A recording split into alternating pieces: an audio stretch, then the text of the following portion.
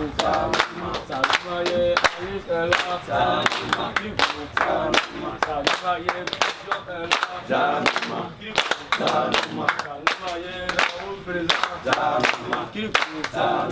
vous a dit celui qui a fait la guerre hier ne peut pas parler de paix aujourd'hui?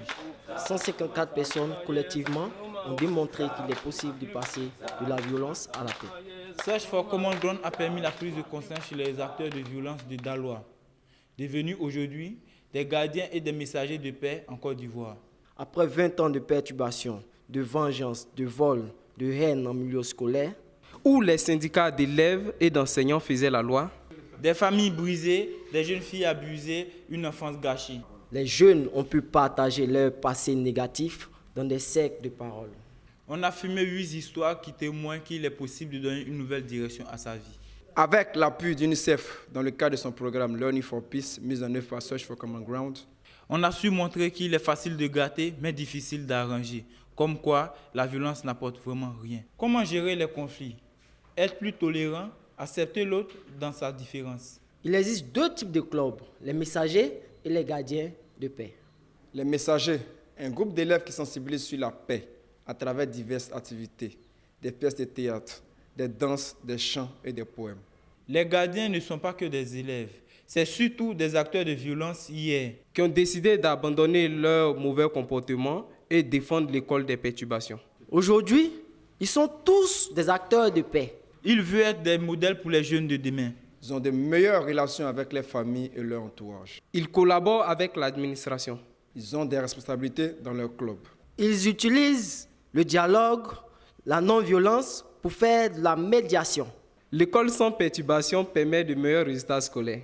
Un nouveau comportement est né et commence à se propager. Soyons des leaders de notre pays. Sortons de la pauvreté, pardonnons notre passé. Transformons la haine à l'ouverture de soi. Pour ressortir le changement le plus significatif, on a écouté et retranscrit les messages de 154 acteurs du projet. En collectant et analysant les témoignages, nous avons pu entendre et voir les difficultés, les aides et les changements survenus à Daloa.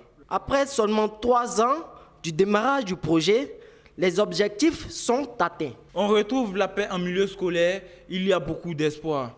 Ce programme pourrait véritablement transformer les écoles de la Côte d'Ivoire. Accélérer le développement et favoriser la cohésion sociale. Néanmoins, on pourrait améliorer le programme. Donner de nouvelles formations sur le développement personnel. La gestion des conflits, la communication non violente, les life skills. Mais aussi le renforcement des capacités en entrepreneuriat. Pour ouvrir leur potentiel à être des acteurs de développement. Maintenant qu'il y a la paix en milieu scolaire, les messagers de la paix souhaiteraient se diversifier sur différents thèmes. De la santé à l'égalité, de la justice aux droits de l'homme. Et ils ont cette envie de poursuivre les activités au-delà des études secondaires. Les gardiens viennent de loin, donc ont vraiment besoin de revoir leur organisation et leur leadership. En incluant les filles, en ayant un bureau plus démocratique, en définissant des statuts et règlements intérieurs. Il faudrait renforcer leur réintégration à l'école et mettre en place un programme pour leur réinsertion socio-professionnelle. Mettre en place un programme de prise en charge psychosociale et psychologique. Il serait bien de créer des ponts entre ces deux clubs. Consolider les liens et avoir les mêmes visions pour le futur. À la fin de ce premier cycle du programme, il serait intéressant de mettre en place une plateforme de rencontres et d'échanges entre tous les acteurs et pilotée par l'État.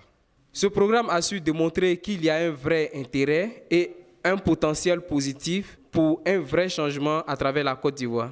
Et pourquoi pas étendre ces activités au monde entier? Mais il faut être très attentif à la distribution du pouvoir et aux personnalités dominantes pour garantir que tous les participants soient attendus et se sentent unifiés. Développons la prise de conscience pour être à l'écoute pour un changement durable. Vivons dans